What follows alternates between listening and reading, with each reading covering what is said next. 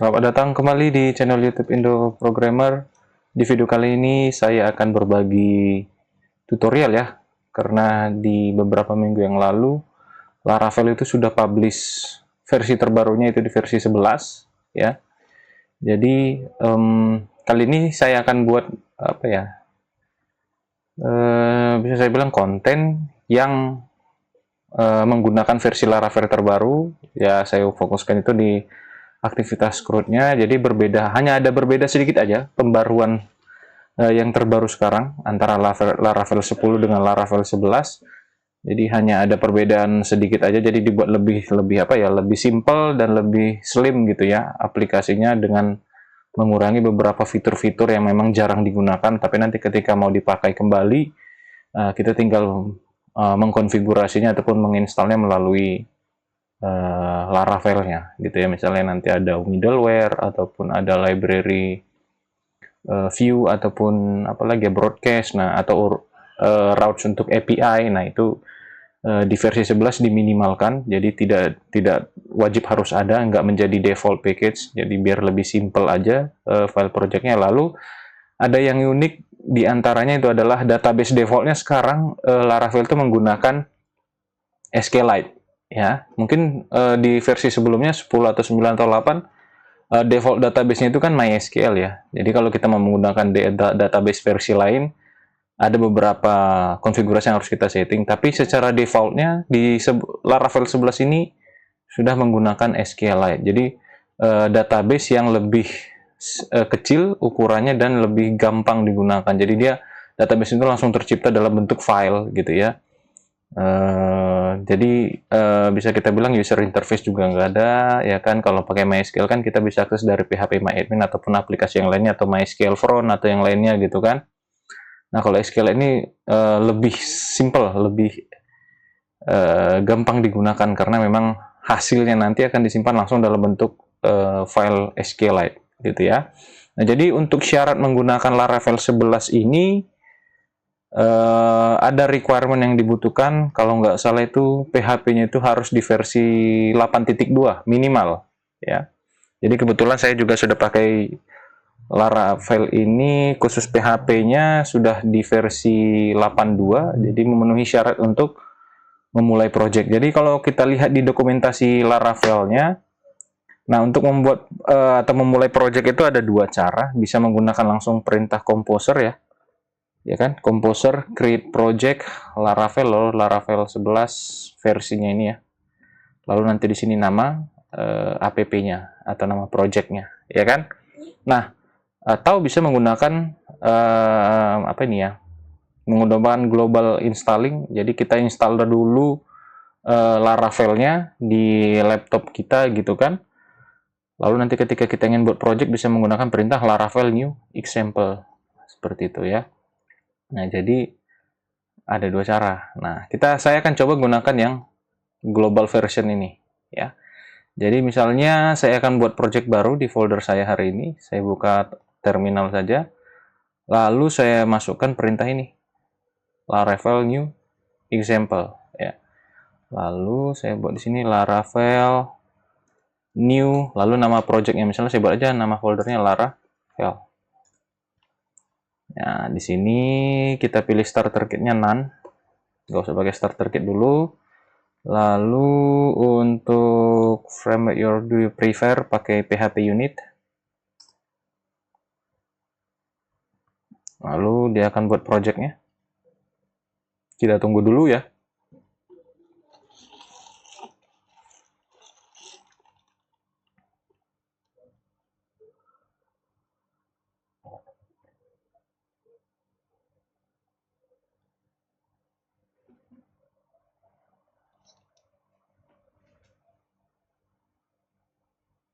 Nah, oke. Nah, kalau kita perhatikan di sini, setelah proses instalasinya kita ada ditanya nih, ya kan? Nah, ini kan untuk menjalani migrationnya sudah running, ya kan? Running migration. Ini file migration yang langsung tercipta, yaitu Kalau kita lihat di versi 10 dengan versi 11 bedanya di 11 ini hanya ada 3 tabel migration aja ya. Kalau sebelumnya itu kalau nggak salah ada 5 itu, ada cross, ada token dan yang lainnya lagi gitu kan. Nah, di sini kita ditanya nih, kita mau pakai database apa? Ya kan? Nah, kalau defaultnya itu SQLite ya. Nah, kalau kita mau coba SQLite aja dulu. Ya kan? Maka kita terus di sini SQLite sesuai yang mau kita rencanakan di video kali ini ya. Oke, sudah.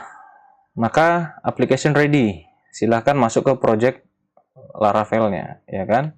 Di sini tadi apa kita buat nama project-nya? Kalau nggak salah Laravel apa ya? Coba kita lihat. Nah, nama foldernya Laravel ya. Oke, berarti sini CD Laravel. Oke, lalu kita code.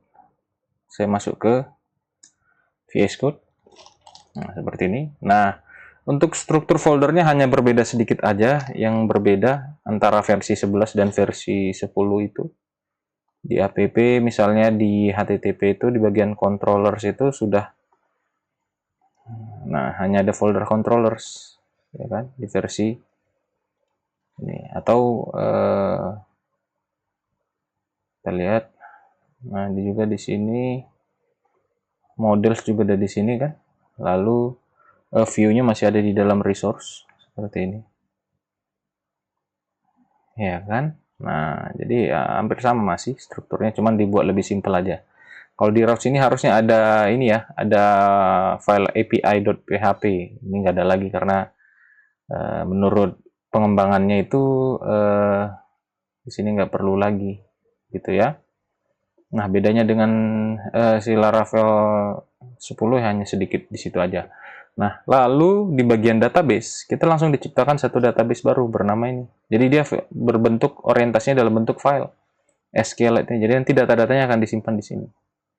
Gitu ya. Kalau kita mau read, mungkin kita pakai pembaca online-nya aja dari SQLite online seperti ini. Kita coba lihat isi filenya ya. Bukan ini ya. OpenDB, saya cek di sini di drive D, Laravel, lalu ada folder Laravel lagi, ini dia. Nah, di sini ada folder database, nah ini dia. Nah, langsung kelihatan di sini tabelnya. Ini kan user dan yang lainnya, ya kan? Nah, jadi langsung tercipta tuh database-nya dan juga tabel yang kita gunakan dalam satu file database ini. Jadi ini adalah file database-nya yang tadi di sini, ya kan? Nah, kita pakai database yang sudah disediakan itu, misalnya tabel user ini aja kita pakai dulu. Kita mau input name, email, dan juga password mungkin, ya kan? Nah, kita akan coba. Nah, pertama-tama mungkin kita ciptakan sebuah model dulu. Kalau kita lihat di model ini masih ada user models. Nah, di sini sudah ada ya. Oke. Nah, kita akan pakai ini, tabel ini untuk melakukan proses create, read, update, dan delete-nya. Oke. Nah, ini sudah pas ya. Lalu kita langsung pertama mungkin kita buat dulu routes-nya. Di sini routes-nya belum tercipta. Kita buat routes untuk mengelola data tabel user. Misalnya kita buat aja routes baru itu dengan metode get, lalu namanya adalah peserta. Oh ya, kita belum buat controllernya ya. Di sini kita tuliskan php artisan make controller. Misalnya kita buat aja users controller .r. Oke. Nah, di sini kita sudah punya user, sudah punya controller itu. Ini dia. User controllers ya. Oke. Lalu di sini kita tinggal panggil controller yang bertugas, yaitu users controller. Di sini seperti ini ya. Ya kan? Lalu di sini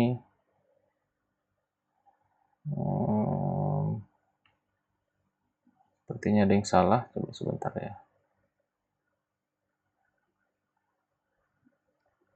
User controller controllers, bukan user model, user controllers titik 2 kelas, koma, metodenya adalah index, lalu kita beri nama ininya adalah users, nama routes-nya ya. Oke, nah kalau kita perhatikan di sini, maka dia akan arahkan kita ke nanti, bukan peserta, sorry, users gitu ya. Jadi kita akan buat di controllers-nya, karena di sini diarahkan ke metode index ya, maka di controllers saya akan arahkan ke return view users index. Jadi saya akan arahkan ke folder view, nanti foldernya ada index, ada users, lalu di dalamnya file index. Nah, maka saya buat file view-nya dulu, php artisan make view, di dalam folder users, lalu ada file index. Oke, lalu kita lihat di resource views. Nah, ada folder users, ada index. Nah, di sini ya. Oke. Nah, biar gampang saya buat templatingnya dulu dengan Bootstrap ya, untuk mempermudah kita mendesainnya aja ya. Saya buat di sini view baru, php artisan make view. Nama foldernya layout, nama filenya adalah template. Nah, di template ini kita akan ambil format Bootstrap seperti biasa ya. Bootstrap. Saya ambil, nah copy. Nih saya copy gini ya. Lalu di sini saya buat ini pakai yield aja, pakai blade template. Saya pilih blade. Lalu di sini yield, namanya saya buat title, ya kan. Lalu di sini saya kasih div dengan class container, dalamnya ada row, lalu di dalamnya ada call berukuran 10 aja. Nah, di dalamnya ini kita berikan yield lagi untuk konten. Oke, bisa ya. Nah, biar nggak terlalu merapat, kita kasih PY itu sebesar 4. Oke, lalu di sini langsung aja kita extend. Ini kita aktifkan blade template-nya. Di sini kalau nggak salah extend. Nah, gini ya. Dari folder layout, nama filenya adalah template. Baru di sini section. Nah, ini namanya di sini ini content. Gitu ya. Lalu di sini tadi ada section bernama title. Kita kasih judulnya data user. Lalu kita kasih di sini CRUD Laravel 11. Oke, lalu di sini kita langsung kasih apa ya? Heading aja dulu. Misalnya kita buat sini data table users, ya kan? Kalau kita coba sekarang, saya aktifkan dulu local development servernya, php artisan serve. Oke, sudah jalan. Nah, ini dia versi barunya. Lalu saya arahkan ke pet users. Nah, ini sudah ya. Tinggal kita buat tabel. Maka di sini saya buat tabel dengan kelas table yang sederhana aja dulu ya. Di sini thead, lalu di dalamnya ada, setelah thead ada tbody. Lalu di sini di row pertama kita buat th nomor. Lalu di sini apa tadi? Field kita yang ada di model user, nama dan email ya, name. Di sini email, ya kan? Lalu kita perlu kasih di sini seperti ini untuk prosesnya nanti kan.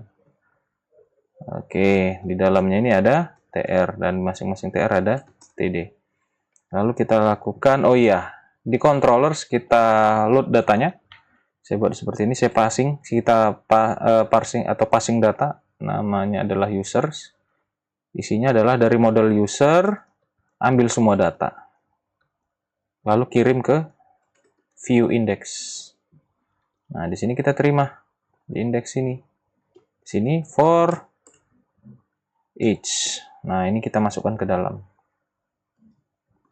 Tadi collection-nya yang dikirimkan namanya users atau user ya?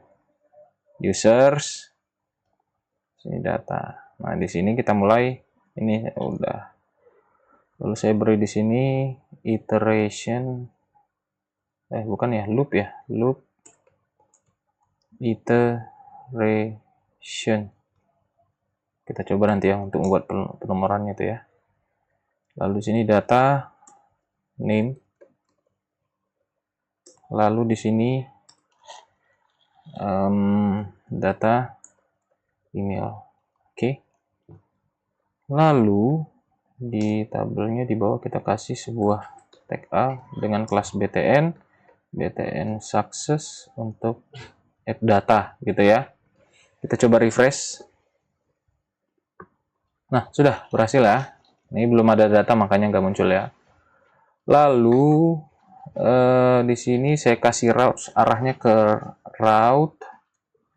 Saya kasih nama nanti users titik create. Ya, jadi kita sudah punya route tambahan yaitu user titik create, maka saya tambah di sini route baru dengan metode get pastinya ya untuk membuka form ya. Nanti di sini saya arahkan ke users titik create, arahkan ke user controller, lalu dengan nama metodenya itu adalah create, lalu kita kasih name sesuai dengan nama roots tadi yang di situ, users titik create. Nah, di sini tinggal kita return view users titik create. Nah, lalu biar gampang kita ini aja buatkan filenya lagi melalui artisan make view user slash create. Oke, kita lihat. Nah, jadi sudah ada ya. Oke, tinggal ngikutin template yang di index saja. Copy, lalu paste. Ini kita aktifkan blade extensionnya. Ini saya ganti titlenya di sini jadi create user, ya kan? Lalu ini berarti add data baru ya kan? Add user new, ya kan? Add user gitu. Ini berarti saya perlu form ya. Form, actionnya nanti saya tentukan, lalu jangan lupa beri CSRF untuk mengamankan transfer data. Saya kasih CSRF, nah ini. Lalu langsung kasih label for name. Di sini saya kasih nama name, ya kan? Oh, sorry, kita buat dulu div dengan kelas MB3. Lalu name ini berada di, label ini berada di dalam, gini ya. Lalu kita kasih input dengan type text, name-nya itu name, kita samakan saja, ID-nya juga name. Oke, lalu kasih input kedua yaitu untuk email ya. Sini email, lalu di sini email namanya, ini kita samaan. Lalu satu lagi inputan untuk password. Lalu ini kita rubah ini ya, ini password, name-nya password, ID-nya juga password. Oke, lalu saya kasih button dengan type submit. Oke, lalu kelasnya di sini form, btn primary. Di sini kita buat save.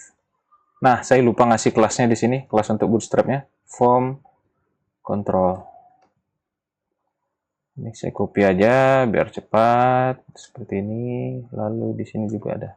Kita coba ya, refresh. Nah sudah. Nah tombol add ini nggak perlu lagi. Ini hapus. Save. Nah sudah kan? Ini sudah namanya create user, create Laravel 11 ya. Nah lalu kita atur di sini untuk validationnya. Saya kasih di sini add all name seperti ini ya. Lalu di sini saya copy ulang aja untuk email. Lalu kalau untuk password biarkan saja, lalu nggak usah ada value out-nya. Lalu di sini saya lupa nih message ya, error seperti ini. Errornya jika terjadi error di bagian name, kita tampilkan dalam bentuk span. Lalu kelasnya adalah text danger. Lalu kita tampilkan di sini message-nya. Nah, gitu ya. Ini juga seperti itu. Pesan validation-nya nanti di sini kita taruh ya. Email. Lalu di sini juga untuk password. Lalu kita tentukan action-nya di sini. Kita arahkan ke route users store untuk menyimpan nama route-nya itu ya. Lalu metodenya sudah pasti post. Oke, lalu kita lihat di sini belum ada routes untuk post, maka di sini route post ke users, alamatnya users. Langsung saja di sini gini. Lalu kasih di sini user controller yang bertugas. Controllers class, metodenya adalah store. Lalu kasih name sesuai dengan action tadi, users. Oh ya. Users titik store. Oke. Nah, di sini sudah, baru kita beralih ke controllersnya lagi di store ini. Kita lakukan request validation dulu. Request validate, yang pertama adalah name. Kita kasih function untuk validationnya require aja dulu. Semua harus diisi gitu kan, nggak boleh kosong. Saya kasih titik koma, biar nggak error.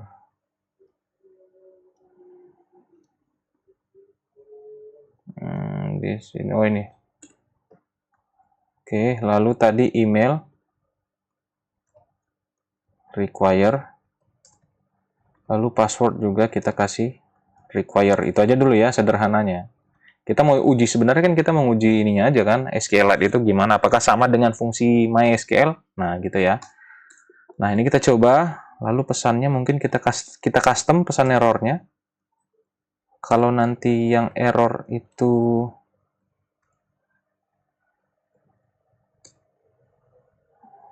name require, kita kasih pesan nama tidak boleh kosong, kan gitu ya. Lalu kalau email require-nya dipenuhi, pesannya adalah email tidak boleh. Nanti kalian sesuaikan dengan custom validation-nya ya. Password require email password tidak boleh kosong. Oke. Kalau kita coba sekarang validation ya. Nah, sudah ya. Nggak boleh kosong ya, semua harus diisi. Oke, lalu kita lakukan proses penyimpanan. Panggil model usernya, lalu lakukan perintah create. Seperti ini ya. Lalu masukkan ke dalam name, field name, isinya dari mana? Dari request, ada field name, name-nya itu name. Lalu field email, isinya dari text box,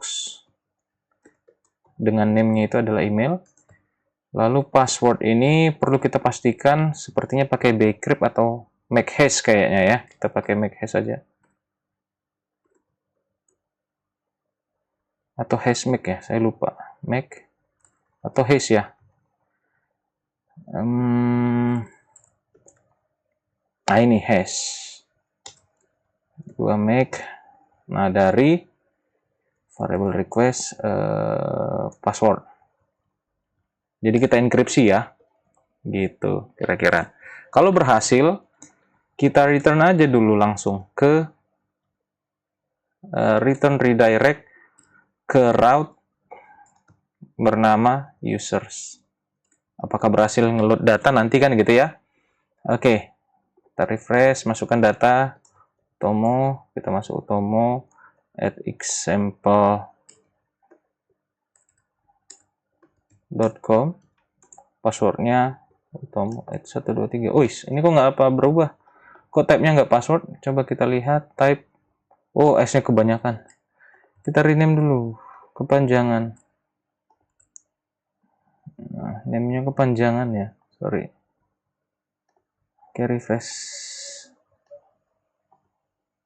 Oke, Utomo. Sini utomo@example.com. Utomo 123. Oke, save. Nah, masuk ya. Tapi di proses ini belum ada kita buat tombol, tapi ini data sudah masuk. Kalau kita coba baca ulang lagi, open ulang lagi database tadi. Nah, sekarang di user, kalau kita lihat, select atau show datanya, nah ini sudah masuk Utomo ya. Passwordnya juga sudah masuk. Tuh ya. Nah ini juga sesuai dengan yang kita input tadi. Jadi artinya secara fungsional sama seperti MySQL, cuman yang membedakan hanya media penyimpanannya aja ya. Jadi kalau SQL ini jauh lebih simple karena langsung disimpan dalam satu file SQLite, database SQLite langsung tergenerate begitu kita buat project tadi. Karena tadi saya bilang kan bahwa Laravel 11 itu database defaultnya itu adalah SQLite. Jadi kalau tadi kita ingin database-nya itu pakai MySQL ya kita custom lagi tadi yang di sini. Yang tadi kita disuruh tanya nih yang ini nih. Mau pakai database mana yang disediakan. Nah, gitu ya. Jadi secara struktural atau secara struktur sama dengan perintah-perintah yang ada di MySQL karena ya basicnya tetap SQL, syntax query language ya kan. Cuman hanya berbeda bagaimana data itu disimpan. Ya, hanya di situ saja perbedaannya. Ini kalau saya tambah data lagi nih, misal saya add lagi, saya masukkan di sini nama saya, ya kan, masukkan di sini, tuh, password, ya, save, nah, masuk, kalau kita ini nggak bisa kita refresh nggak ya, kita coba ya, nah, jadi kita, konsepnya itu kalau kita mau buka tabelnya, kita harus buka filenya, jadi nggak beda dengan MySQL kan, jadi kita di MySQL itu kan punya server sendiri, local server, database-nya kan. Jadi ketika ada data baru kita tinggal refresh interface-nya yang disediakan MySQL kan karena kita sudah tentukan di MySQL itu kan database mana yang mau di-open. Kalau di sini kita harus upload filenya lagi, file SQLite-nya. Bukan berarti datanya nggak tersimpan, cuman ketika kita ingin view yang memiliki user interface-nya ya seperti ini. Kita harus upload filenya lagi. Ini users, kalau saya cek user ini, saya klik kanan select. Nah, masuk ya. Aman. Nah, jadi konsepnya aja yang berbeda dan cara menggunakan yang berbeda. Secara umum, query-query dasar pasti bisa dilaksanakan di SQLite. Itu ya. Kalau mau update delay ya sama aja ya. Kalau misalnya kita tambahin aja nih di index tadi. Di sini saya tambah kolom baru lagi untuk prosesnya ya kan. Biasanya kan ada dua, kalau nggak hapus, delete gitu kan. Aku nggak hapus delete. Kalau nggak delete ya edit gitu kan. Nah, saya kasih tombol untuk delete-nya di sini, kelas btn danger, sini delete, ya kan. Lalu nanti di sini ada form, actionnya ke routes, users, edit, variable data, ID ya, primary key-nya ID ya. Lalu di sini metodenya kita kasih aja post, tapi nanti kita paksa menjadi put ya, metodenya post, biarkan saja, baru nanti di sini kita kasih metodenya lagi, metode put gitu ya. Lalu di sini ada button dengan type submit, lalu kelasnya adalah btn warning misalnya, atau info lah ya, info, lalu di sini edit gitu ya. Ini kayak saya buat dulu routes-nya masing-masing untuk edit dan delete ini. Route ya. Di sini berarti users titik destroy. Lalu saya kirim data yaitu data ID. Oke, yang pertama kita modifikasi di sini ya. Pertama kita untuk route method bukan put kah? Put bisa atau get ya. Saya rada lupa nih kalau yang di sini.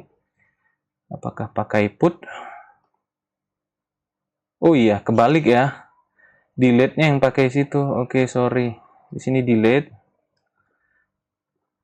Ini bottom danger, sorry. Delete yang pakai form.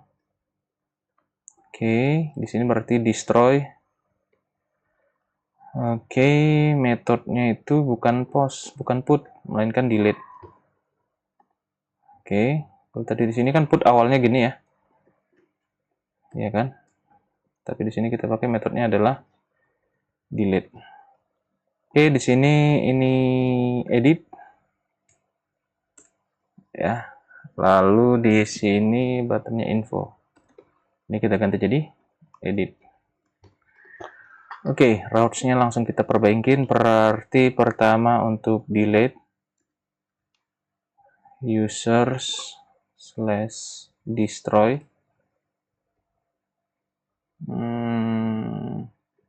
Ada data nggak tadi dikirim? Ada ya. Ini kan. Berarti saya kasih gini deh. Oke. Lalu tugasnya adalah user controller class destroy. Lalu di sini name-nya adalah users destroy. Lalu ada route lagi untuk get. Prosesnya adalah users edit, parameter kirimnya ID. Di sini edit.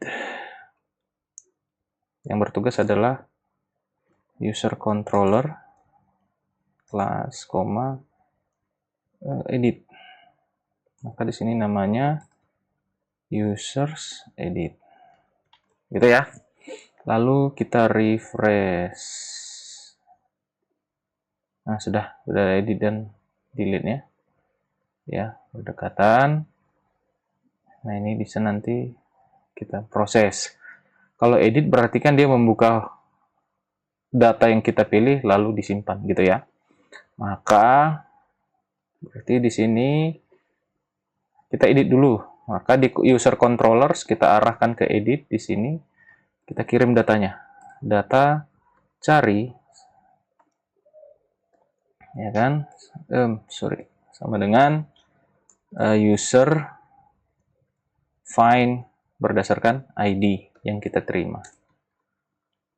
Gitu ya. Karena di sini kan kita kirim parameternya ID ya, ini. Ini disesuaikan dengan mana? Disesuaikan dengan data yang kita kirim di sini. Gitu ya. Saya kasih namanya di routes-nya ID. Maka di controllernya ditampungkan ke sini, ini ke variable ID. Tapi kalau misalnya saya buat nanti di sini X, maka di sini juga harus menjadi X, ini juga jadi X. Gitu ya. Nah, ini saya kembalikan aja. Ini juga saya kembalikan. Oke. Lalu kita kirim ke view, return view users edit. Filenya ada dari data, parsing datanya. Oke.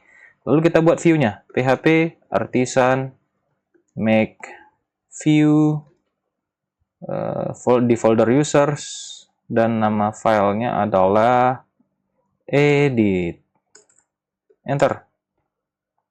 Oke, ini biar cepat isi create kita ambil, kita modifikasi. Saya aktifkan blade extension saya ya.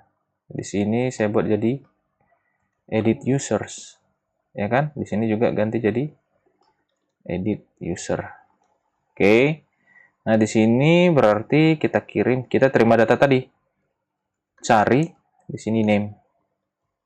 Ya kan? Di sini cari fieldnya adalah email.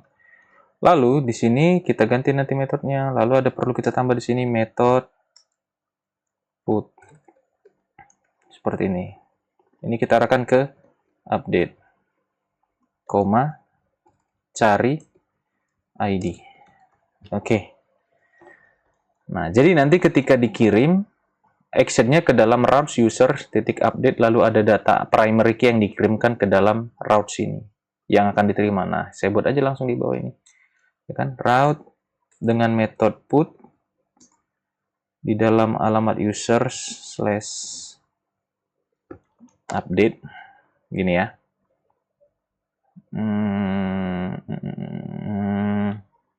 Bisa nggak ya? Oh, nggak bisa. Jangan. Di sini saya kirimnya itu diedit, nggak usah ngirim lagi di sini. Kita kasih inputan baru aja di bawahnya ini. Di sini inputan dengan type hidden, ya kan, saya kasih namanya ID, value-nya adalah cari ID, gitu ya, jangan kita kirim lagi di sini. Oke, nah seperti ini. Yang bertugas adalah masih tetap di user controller, seperti ini ya. Lalu di sini nama metodenya adalah update, lalu saya kasih name route-nya adalah user/up_update. Oke ya, kita coba. Utama ini kita edit. Nah, masuk datanya ya, kecuali password. Karena kenapa nggak saya ambil data password? Karena kan password tadi dalam bentuk enkripsi ya, sudah disandikan. Jadi nanti kita deteksi aja. Jadi password itu nggak selamanya harus diupdate. Kalau kita masukkan ke sini, panjangnya sudah berbeda dengan panjang yang kita input secara aktual tadi. Karena yang disimpan di sini hasil apanya ya? Hasil apa namanya? Hasil enkripsinya gitu ya. Jadi nggak usah kita update, nanti bisa panjang nih value-nya. Tapi nanti kita deteksi jika diisi berarti password perlu diupdate, jika tidak berisi password tidak perlu diupdate gitu ya. Nah kalau kita lihat hasilnya ini di inspection, di elemennya ini, kita lihat di dalam formnya. Nah ini tag form, nah di dalam ini ya. Nah kita lihat, nah metodenya sudah ada nih, kita tambah metode put di sini. Yang ini ya. Kita kasih metode put. Jadi bukan berarti kirimnya post nanti, tapi sudah kita paksa dengan blade template-nya menggunakan put nanti, sesuai dengan route yang kita tentukan. Oke, lalu biar nggak makan waktu, tadi kan diarahkan kemana? Ke metode update. Maka di users controller, isi dari store ini kita ambil aja. Ini aja kita kutip. Ambil ke sini kan, gitu ya. Sederhananya seperti nanti kalian kembangkan, ya, sesuai dengan yang kalian mampu. Tapi sebelumnya kita tampung dulu di sini sebuah variable password berisikan request dari password yang kita punya. Oh iya, ini ada parsing juga ya. Oke, berarti perlu kita parsing, nggak perlu. Ada pengiriman data juga, ini nggak usah. Langsung aja gini nih. Kirim, cari ID. Oke, maka di sini kita perlu tambah parameternya, yaitu ID. Oke ya. Karena perlu ID ternyata. Di sini seperti ini ya. Oke. Ini ada request sudah. Lalu kita uji di sini. If empty password, apa yang dilakukan? Ya kan? Jika tidak, apa yang dilakukan? Ya kan? Artinya jika kondisi yang pertama, jika passwordnya kosong, mungkin kita lakukan nanti begini. Di else ini, berarti sisanya else itu berarti jika passwordnya tidak kosong kan? Kalau kosong, passwordnya nggak usah kita upload. Gini, ya kan? Jadi artinya jika isi variabel password itu kosong, yang disimpan hanya email dan nama. Tapi jika sisanya, berarti sisanya apa? Jika passwordnya berisi kan, ada isinya. Kebalikan dari empty kan berarti ada data gitu kan. Maka kita update lah semua nama, email, dan passwordnya gitu ya. Lalu kita return redirect ke route dengan nama users. Kita kembalikan ke tabel, ya kan? Oke. Nah, sudah. Kalau ini saya ganti menjadi Utomo Mandala, ya kan? Save. Passwordnya nggak saya rubah ya. Nanti passwordnya kita lihat apakah berubah si Utomo ini, gitu ya. Save. Ups, apa katanya? Oh iya, saya jangan nggak boleh ini langsung query-nya, saya lupa. Berarti sini saya buat variabel cari sama dengan user find. Kita cari dulu datanya berdasarkan ID yang dikirim kan. Find ID. Lalu baru di sini bukan ini perintahnya, melainkan variabel cari update. Gitu ya. Kebalik, sorry. Ini saya copy lagi di bawah sini. Gini ya. Ini baru ganti. Nggak create lah. Kalau create kan nyimpan data ya. Data baru, update merubah data yang sudah ada. Oke. Kita back. Utomo M gitu ya. Save. Nah, sudah berubah kan Utomo M? Ya kan? Kita perhatikan passwordnya ini nanti tadi kan 12 key ya, 12 dolar key M. Oke, kita coba upload, lihat ulang lagi datanya. Coba kita lihat di sini. Nah, oke, di sini sudah utama M. Di sini sudah 12 key M. Ya kan? Masih berubah. Yang berubah hanya name kan? Kalau saya edit lagi di sini, saya di sini Harlan G. Save. Nah, ini sudah berubah. Kalau kita cek di sini, bisa nggak langsung gini ya? Kita coba ya. Nggak bisa ya, karena dia mengecek data terakhir yang saya open ya. Berarti harus saya buat kayak gini. Repot juga ya, tapi jadi simple nih database kita. Wop, nggak berhasil. Kenapa? Belum. Nah, sudah. Oke, ya. Nah, kalau misalnya saya ubah passwordnya juga, misalnya yang ini, email juga saya ganti Utomo MM, passwordnya jadi asal-asal nih, gini nih. Kita lihat hasilnya. Sudah. Lalu saya open lagi filenya, jadi agak ribet kalau masalah ngebaca datanya ya. Tapi hasilnya performanya jadi makin cepat nih harusnya websitenya dengan SQLite. Nah, sudah ya berubah ya. Nah, seperti itu. Tinggal ke proses delete. Nah, kalau delete tadi di index diarahkan kemana? Diarahkan ke destroy. Destroy itu dengan metode delete. Nah, di sini sudah kita sediakan. Ini kan, destroy, metodenya delete. Ada yang dikirim ID. Dari mana itu disesuaikan? Dari sini. Ini data yang dikirim ini kan primary key ya, ID namanya.